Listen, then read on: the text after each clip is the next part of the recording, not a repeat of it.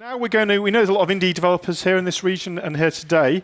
We're going to have a panel dedicated to you, and I'll get to hand the power across the lovely Lucie Lalumière, again of Interactive Ontario. Hello, everybody. Hi. All right, so Lucie Lalumière, President of Interactive Ontario. And for those of you who don't know us, we're the trade association representing the video game, XR, and interactive digital media industry in Ontario. And our goal is to create as many great career opportunities as possible here in Ontario. So, the other thing I want to say before we start, in Ontario, we have the greatest number of video game indies in Canada. So that's, yeah, woo! So it's awesome. It also means that more and more people, and I'm sure there are people here, are deciding to make a business out of their passion for video game.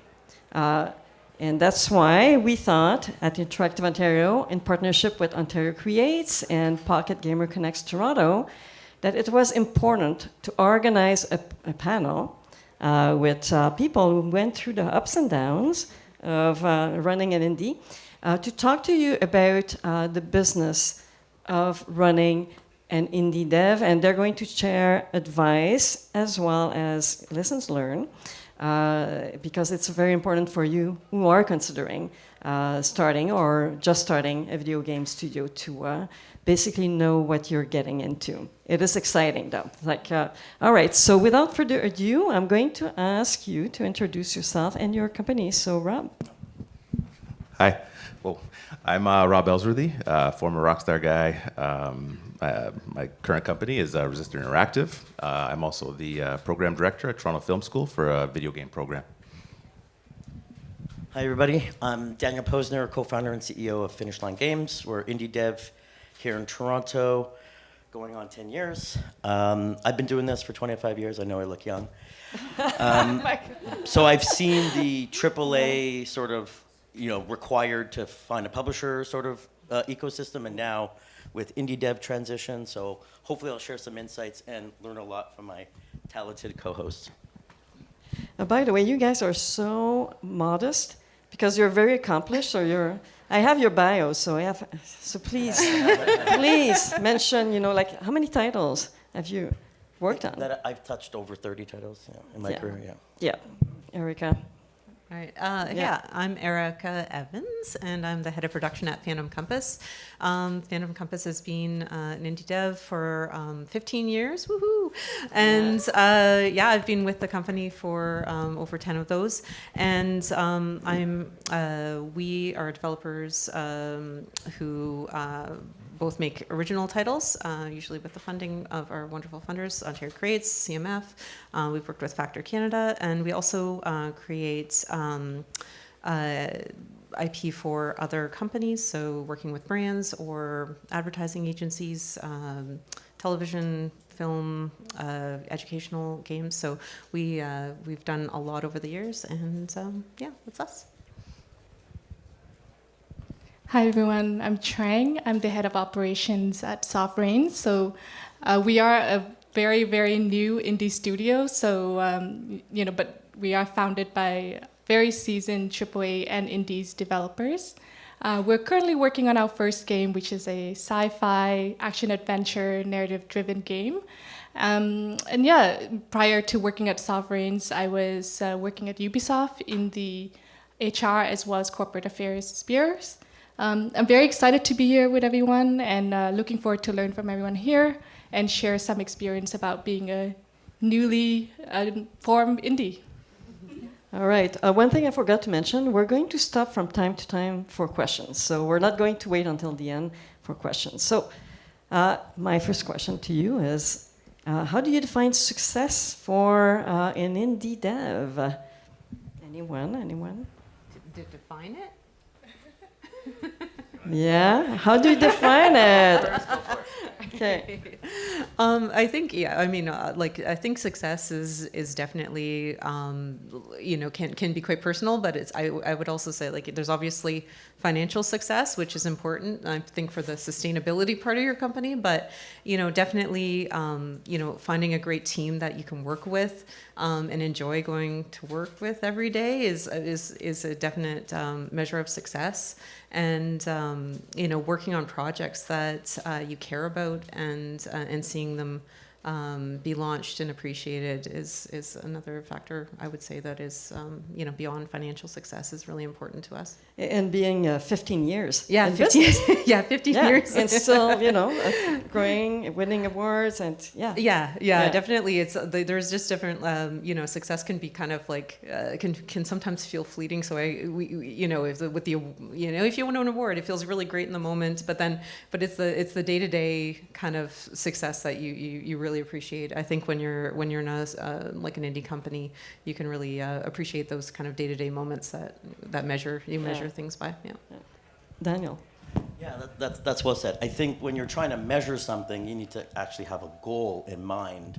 So it is to measure success, have a goal in your head. If it's to work on your passion projects and you're working on your passion projects, that's success. If it's to run a 20-year business and sell it, and that's your goal, and then you achieve that, that's success. So it really is personal, like Ericka said. So you have to come up with your own measure.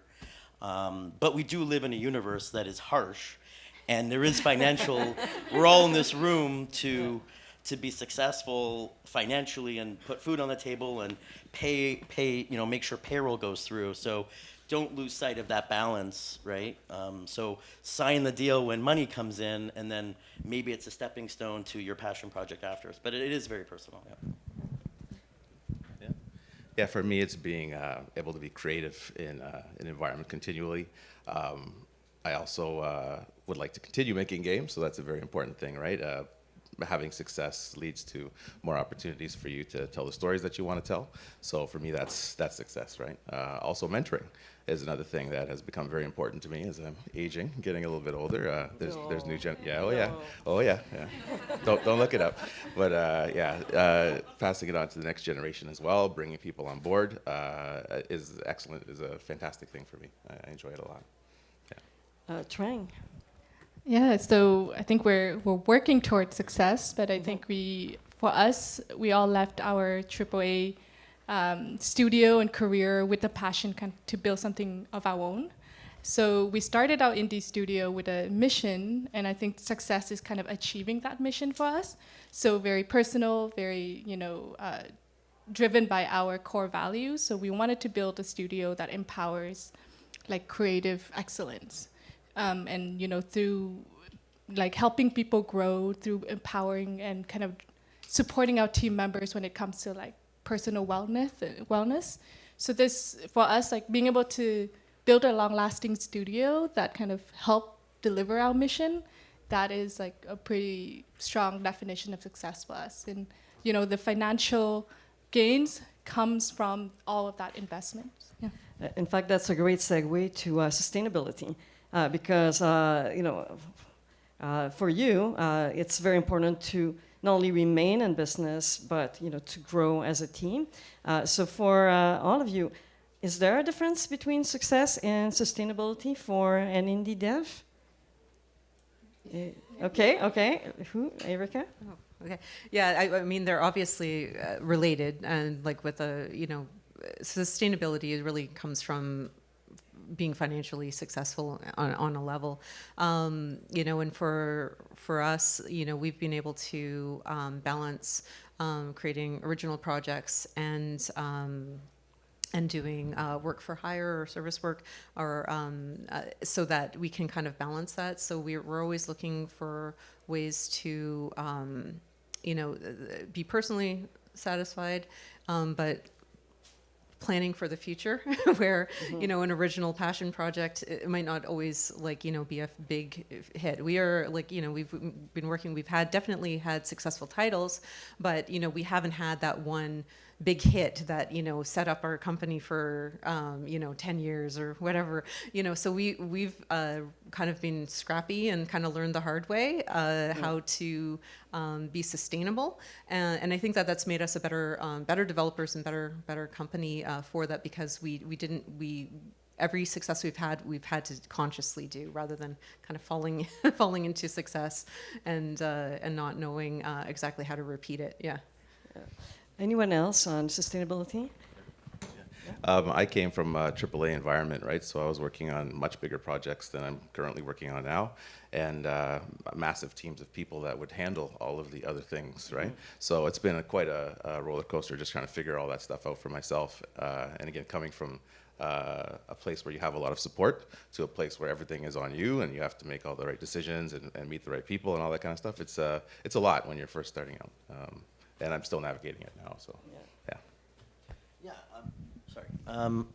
I don't think they're mutually exclusive, but in some cases, like Daniel? let's say you do like a critical acclaimed game. So you say one of my goals is to have like a 10 out of 10, but if it doesn't sell, and then you're not sustainable as a studio, then what happens, right? So it's more important to plan for sustainability, is it? Well, I think there's just they're kind of like a union of both, right? You don't want to ignore one over the other. You want to try to kind of keep that path forward, right? Trang, any additional comments on? Yeah, I think striving for sustainability is definitely a goal. And because you can be, for us, like being successful is being sustainable, right? This long-lasting studio, but being successful doesn't mean that you're sustainable. And I think a lot of us has learned that lesson through, a lot of various production cycles, building teams where we felt like there was not enough of a strong pipeline or strong growth within, within your team. So all of these things are important when you think about how to build long term. And then, so for us, success is not always sustainable. That's interesting. So before we go to the floor for questions, when we had a pre-meeting, all of you said, okay, you cannot plan your studio based on having a big hit or on grants. Okay, so the question is, how do you plan for a sustainable indie studio? You fight the good fight. You got to find. What does that mean? Put yourself out there. Go to all the networking events. Right. Always never be complacent. I mean, we all fall into that trap. Oh, we got a deal. Now we're cranking for a 2-year project, and then you ignore the ecosystem, and then you forget that AI just started up, and like you have to be aware of everything. And in an indie shop, we're all wearing multiple hats. Like every hat needs to be worn by someone in order to ship the game, but don't ignore your future, your business development, your future networking. Like everyone, I've had conversations here in this event and previous events about I don't want to go to the networking events, I don't have it in my budget, things like that. And sure, like your budget's really important, but I've never been to a networking event that I regretted. Like you'll always make one connection. It could be helping with development, finding a good outsourcing partner, finding a lead for a publisher, and those leads, maybe they won't sign at that publisher, but they end up moving to another one. You never burn those bridges. Always, keep forging those connections. I know it's hard when small teams, but someone needs to wear that hat, and I'm assuming a lot of you are, leaders in your organizations so someone needs to wear that hat and go out there and network and build that sustainable future for yourself. Yeah. So anyone else on how do you plan for sustainability if you don't depend on, creating a hit or grants? I can add, I think we're planning, so I don't know how successful we are yet at this point. But I think we broke it down into 2 areas. The first is like on the development front. We're focusing on reliable tech, bet on the things that that are reliable. So we're building our game on Unreal 5. I think we just heard some fan of Unreal 5. We're betting on our talent. So these are like tangible things that you know you can rely on that can give you that return of investment. And one of the things that we're bringing on pretty early is like best practice in production cycle. Like we planned the scope of our game right in the beginning with a really strong producer to help us make sure that we're always thinking about sustainability, how we're going to grow and how we're going to scale. So that's really important. On the operations side, when I first started, there was just like a million things to do when it comes to like starting a business. So I kind of broke it down in terms of operations, like 4 pillars. There's the corporation pillars, the studio, the team, and the individuals. So each of these pillars has very specific needs on how they can be operational. And that's allowed me to make sure that I'm paying attention to each of these pillars and stay organized. It doesn't sound very like sexy to say like organization is key, but it's also very important if you're thinking about how is it that you're going to start a business and making sure that nothing falls through the crack. Can I add something to that? That was really insightful, Trang. One of the key things that you can be sustainable is treating your team well, and it sounds like you have a great organization there. Never ignore your team, and you have a responsibility for payroll, right? I mentioned it before. Like, it's not just cash flow to zero; it's cash flow to make sure people get paid out and get paid for what the work they did, right? If anything goes bad, so you always have to have that sort of foundation. And if you build trust and build transparency with your team, they will probably do very, very good work for you. I think just talking to a lot of people who are starting out, one of the things that you kind of do is you focus too much. You put your head down and just focus on making the game. And everyone's trying to make their demo, but they're not paying attention to the business side of things, and that is so important. Like everyone here said it, right? But that's one of the mistakes I've made, and I've seen other people make as well. Is again focusing too much on just making the product, right? There's a whole business around it, and you gotta educate yourself to all of those aspects. Yeah. Yeah, just kind of adding on to what Rob was saying is like, running any business, like being an entrepreneur in general is hard. Making games is hard, and then putting those two things together makes it like triply hard. And also even just things like just thinking of like planning. Yes, very, very important. Plan for success. Plan for mediocre success. Plan for failure as well. Like literally it's as depressing as it sounds, but I like always know in the back of my head, I'm like, okay, so if we don't get this project and this project and this project, this is when I have to give my people notice. And it's just the reality of, you need to know that it's not just to be real, so that you are being good with your employees, and you know that you're not going to ever leave them hanging.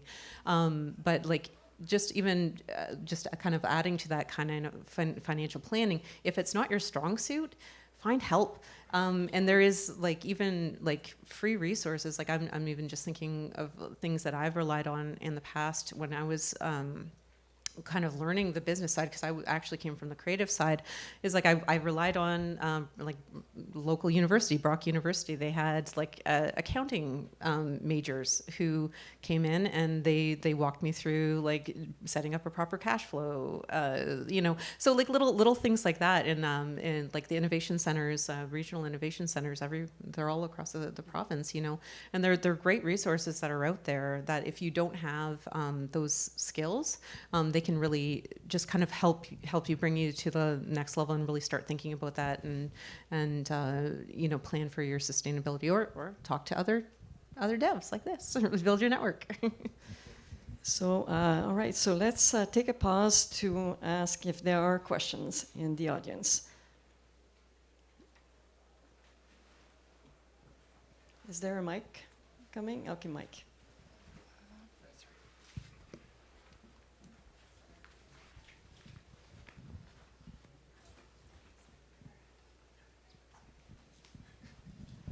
Hi there. I just wanted to know, this could be for anyone, but what was the hardest thing you had to overcome for building an indie dev business, and how did you overcome it, if you're able to talk about it?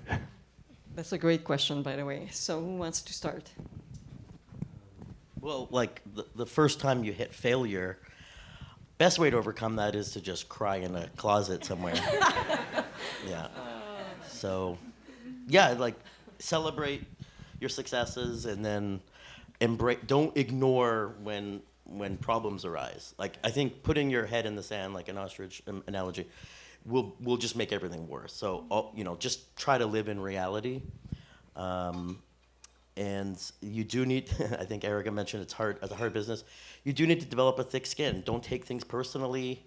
Whether it's someone blasting your game on a Steam forum, which is par for the course, like data is data, so just try to embrace that reality and move ahead. There is no real trick here. You just got to kind of go through it. Yeah. Yeah.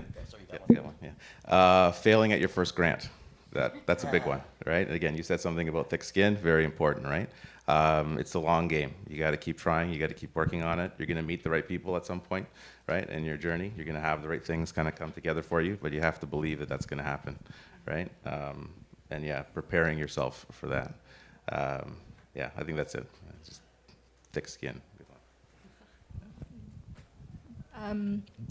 There's a lot of lesson learned in the past 9 months since we've been in operations. I think the hardest thing so far is building that confidence to make the decision on the things that you might not know for sure. I can sit and just analyze something to death or try to find all the resources that are available, but at some point just have to make a decision with your gut. This is what I believe that's best for the business. And I think that's something that I have to learn from experience, and I'm still learning. It's going. We'll see.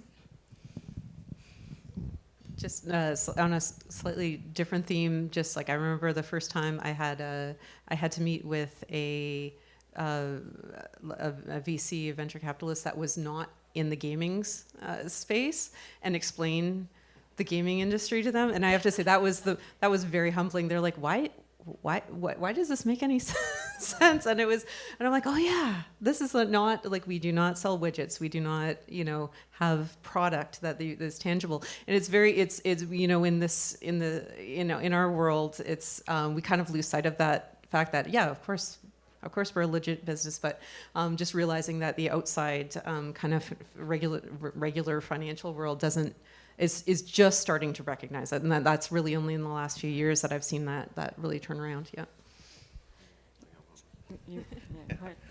Realizing that you've scoped your game too big. Yeah, that was a big one. Yeah, and that was having to check the ego and take a step back and reevaluate. That was a difficult one for me, for sure. Yeah. So how did you overcome it? I had no choice. Yeah. Do you guys know the term killing babies? Oh my God. Okay. Just kill those babies. No. That is probably one of the hardest things, is that you're attached to we're all human. If I come up with an idea, I'm instantly, by evolution, attached to that idea. So start the separation as soon as possible. I like to run with an idea for a bit, but then I immediately take ownership of it and pass it to someone else and say, can you try and break this idea? If you give yourself permission to break the idea, then you're not going to be as attached to the bad news if it gets broken. Yeah. Mm-hmm. Yeah, I was just going to add, I think finding allies or partners or somebody within your company that can you can play good cop, bad cop, because you get so close to your ideas and your vision that you can often lose sight of scope and reality. And just having, even if you don't have somebody who can play that role within your within your actual company, having somebody outside of your company that you can talk to that understands the business can be helpful. Or even just having, I always call them stakes in the sand, saying on February 20th, I'm going to look at where I'm at and be realistic about, is this the right spot that I thought I was going to be in? And if it isn't, what do I need to change to get back on track? So I think that those, if you can have somebody that can kind of let you be that person for you, that will be that reality check person, great. And if you can't, you make sure you plan for those reality checks on your own. Yeah. I think there was another question. One over there. Yeah.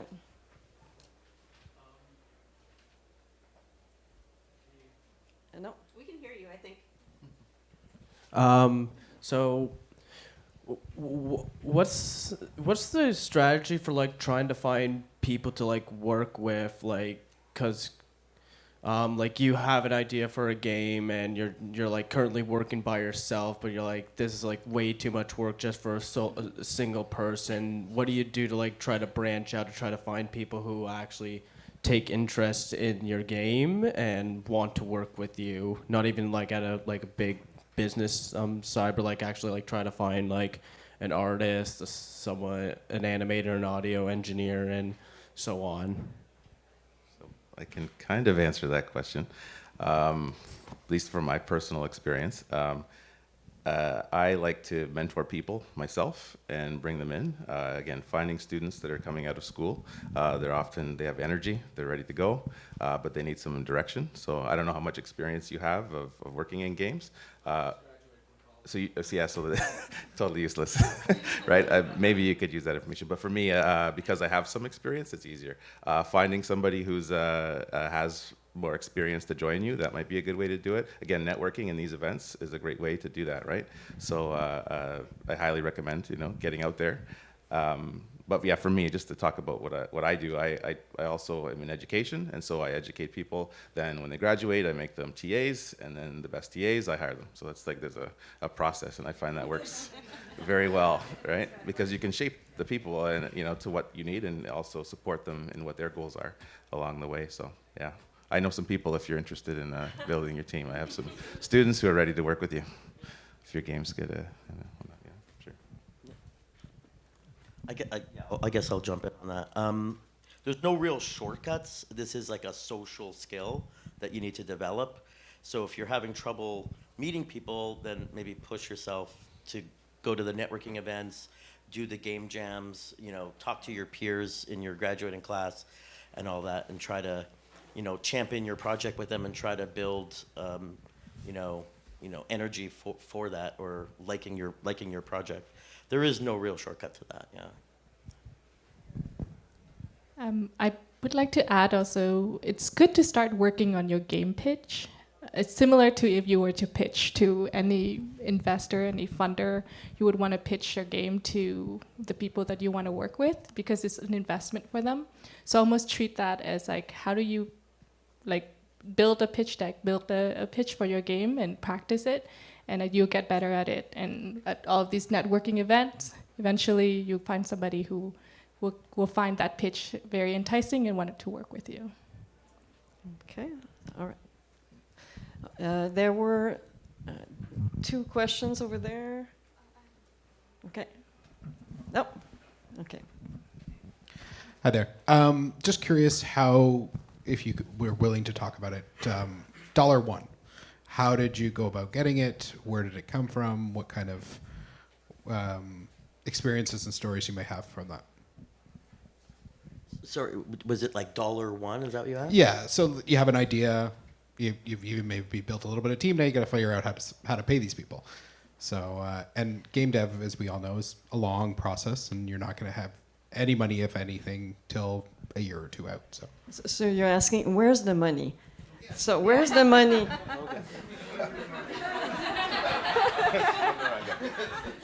Here. I don't know. Again, my situation is not the same as everyone who's just starting out with it. I was working in AAA before that, so I had some money, I had some experience, I had some stuff to get started, and I kind of knew what to do to make a game already, right? So I just had to kind of figure out how to do it at a smaller scale. Go ahead and I'll. Yeah, sure. There's something else, but Yeah, I can give a couple anecdotes. One that goes back, to the late '90s, where a lot of people talk about this formula for success, or to attract money, but some of it's luck, and we just got lucky. Microsoft saw a demo that we were working on. We're 3 engineering students out of U of T, put a demo out there. Business partner, did a talk on physics simulation. Microsoft saw it, and showed up in August in shorts and sandals and said, "We want to fund you," literally, and we were in ties. Yeah, that was a lesson. Don't overdress in this industry. I'm looking at the jackets out there now. So there is luck, and I think you could create your own luck by putting yourself out there, making sure people are aware of you. No one's just going to knock on your door and say, you know, we want your project. People have to be aware of it in some way. On the Finish Line Games side, like the current studio, yeah, like kind of, you know, we got our first game out with no investment, just, you know, savings and passion, and we put Cell Damage HD out there. It did really well. So then we applied for funding, and we got CMF and Ontario Creates. That's how we got our first original IP out, which was Maze. Yeah. Yeah. So when Phantom Compass was founded, it was actually founded by my business partner Tony Walsh, and he started as he was freelancing for other companies, and so he was like, oh, maybe I can just do this for myself. So he was able to turn a freelance career into a company, and then realized that was really hard, and so he stopped doing that by himself pretty quickly and brought in employees, including myself. So we, as I said before, we've gotten successful financing from Ontario Creates and CMF, but it's also, we're building relationships by networking and finding people that might need our services, either to get them kind of across the line type of work when you have a project that is nearing completion, you just need an extra push, or original projects. So it still comes out of those personal relationships that you're building and networking and meeting people who need what you have. So yeah. Sure, I can add a bit more about the funding for our studio. So we're privately funded, and some of this becomes, in order to land that, I think we really relied on, the pitch. We had a pitch for the game. We've been working together, collaborating together on this idea for a long time, and really kind of, when we pitched the game, we really pitched to the investor in terms of our knowledge of the market, our belief in as to why this game would be a successful game. We also rely a lot on the roster of the people who are willing to be a part of the studio. So this is very important, right? We don't sell our experience short. I think we value the work experience that we have gathered in the past 15, 20 years being game dev. And I think that's a really valuable thing to make sure that you add that to your pitch deck. And then we did we do a lot of due diligence when it comes to building our business plan, having a lot of our network vetting to make sure that those business plan makes sense, so that when you go to the finance world, they know that we mean serious business, and that means also serious investment. Sorry, just I guess everyone said it now, but networking was one of the ways that we got some funding, and collaborating with others in times when things aren't going so well. Again, working with others who are doing better than you, maybe working on their projects, right, has also helped and keeps things going for people. So, you do what you got to do when it's the lights are about to go off, and then, when things are successful and you have a hit or a big moment, then you can make some different choices, right? I'd like to add that it is possible to get really, really far with sweat equity, just a group of people that are dedicated to the project, and they can probably bring it 90%, but you have to obviously find a way to live. But if you have enough of those people, you can get pretty far. Could you ship a game with $0? Probably not. There are some basic things you need to do, and you don't want to ignore marketing, obviously, right? But if your first title doesn't get funding by the grants or other sources of investment, and you get a reasonably scoped project to the alpha or beta stage or a vertical slice. Sorry, guys. you could probably, there are like marketing distribution deals you can get with publishers that can give you that final, stretch goal to get that first title out and then build from there. Yeah. So there were other questions. I don't know who's first, but there's one there. Thanks for taking the time to talk. I did have a question from different perspectives, both as a fresh startup for you two and long-time awesome indie devs for you two. What's maybe something that you thought of, maybe, darn, I wish I did that sooner?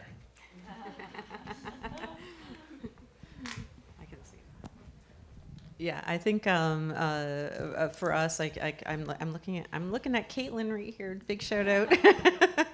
But I think we waited a long time, too long to invest in in-house marketing and comms and biz dev, and tried to do that ourselves. Spreading it amongst other team members, and it's really been that's like definitely like would have wish it were day one, yeah.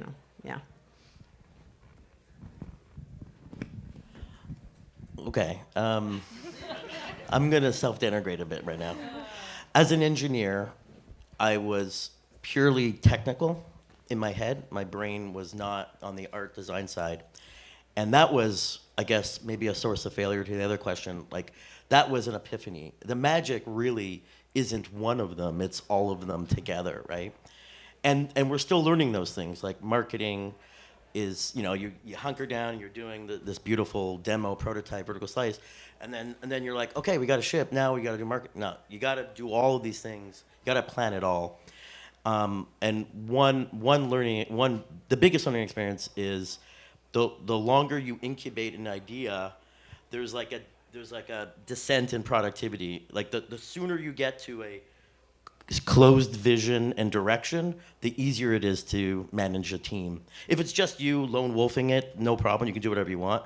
But if you have a team of people that need direction, the longer you take to really hone in on that direction, you're gonna just blow through cash.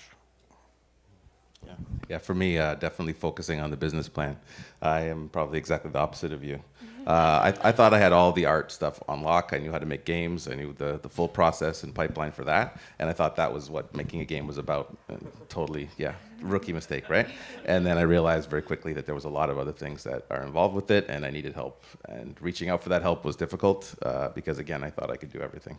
So, that's the difference, I guess, from then and now, yeah. I think there was another question. Russell?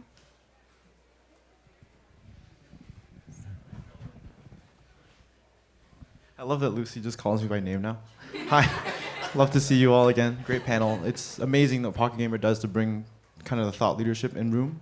And so just to touch on what Rob was talking about, mentorship is a huge part of, what inspires me as well. Like, my day job is developer relations, but, after hours, it's about connecting community members and people who are looking for the next thing that they want to work on. Because when I graduated 5-6 years ago, the program was the only accredited game dev program. And now there's, TFS, there's OCAD, TIMU. So I just want to know, from your perspectives as studio leaders, what are you looking for to grow? What kind of internship programs, or like how people can reach out to you to look for these junior roles? Because I think growing talent internally is so important. Well played, well played. Yeah. That's all. Yes, I was gonna say, hey Russell. I mean, from my perspective, like our as a small indie team, we often can't support having like a regular because our cycles are very erratic. We don't have like, a regular summer internship or whatever. So we take opportunities when we can. But that's something that is like, I'm very proud of and is very important to me personally, is that like I've, learned so many things the hard way. I want to be able to pay it forward. So I do do talks, and because I can't have an intern, I do I do talks at different universities and colleges. I also teach and mentor part-time. So I think and I think a lot of us do that. So if you can't sustain having an internship within your studio, I'd encourage everybody to just reach out and say hey, I know something about this. Would you be interested in me talking to your students? Because I agree that just making those connections between students and the industry is really important too. Go for it. So I had some people who took interest in me when I was a youth, right? That noticed that I had some ability. I used to draw in sketchbooks and stuff like that, and that led to me thinking I could do it. That I could make art, and that could be a career for me, right? And so for me, I want to do the same thing for other people. That's kind of where I'm at right now, because without that, I don't know where my life would have ended up at all, right? And with Toronto Film School, it's an excellent place to do that. I also like to reach out to youth whenever I can, right? To, again, just let them know there's somebody who looks like me in games in general, and also to give them some guidance whenever I can, and also bring them on board when they're ready for it, right? We've been talking about programs earlier to get people involved, right? Because how do you get into games, right? That's really a big question for a lot of people. And they don't think it's a possibility for them. So again, talking at these events, getting my face out there is also an important part of that strategy, just to kind of to reach out.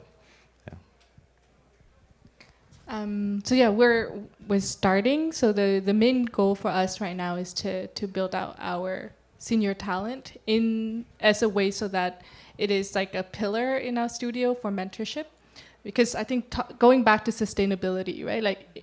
Having a studio that can nurture young talent is how you build sustainability in your development process as well. So I would say definitely get in touch with me. We are building out a mentorship program, and all of us are super passionate about it. So I wouldn't doubt that there will be opportunities in the future for us to hire high potential young talents coming in.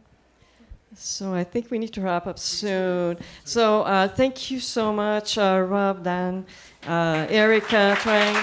So thank you. Fantastic. Thank you so much.